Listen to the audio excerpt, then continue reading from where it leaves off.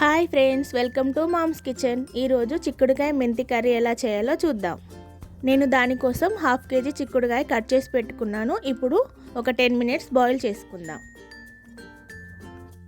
ఇప్పుడు ఒక ప్యాన్ పెట్టుకొని అందులో ఆయిల్ వేసుకొని ఉల్లిపాయ పచ్చిమిర్చి వేసుకొని ఫ్రై చేసుకుందాం.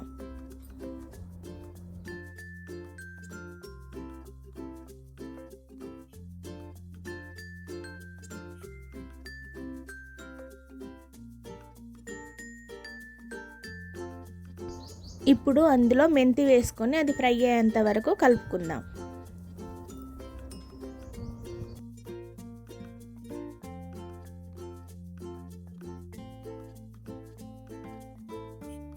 మెంతి ఫ్రై అయిపోయింది కదా, ఇప్పుడు ఒక స్పూన్ అల్లం, హాఫ్ స్పూన్ పసుపు వేసుకొని కలుపుకుందాం.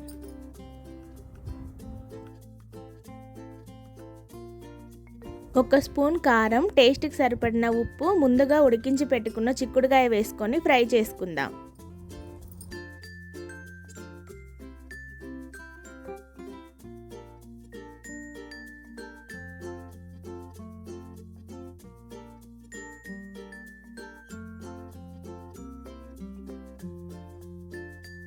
చిక్కుడుకాయ ఫ్రై అయిపోయింది కదా, ఇప్పుడు కొంచెం కొత్తిమీర వేసుకొని కలుపుకుందాం. చిక్కుడుకాయ మెంతి కర్రీ రెడీ అయిపోయింది. ఇలా చిక్కుడుకాయలో మెంతి వేసి చేస్తే టేస్ట్ చాలా బాగుంటుంది. ఒకసారి మీరు కూడా ట్రై చేయండి.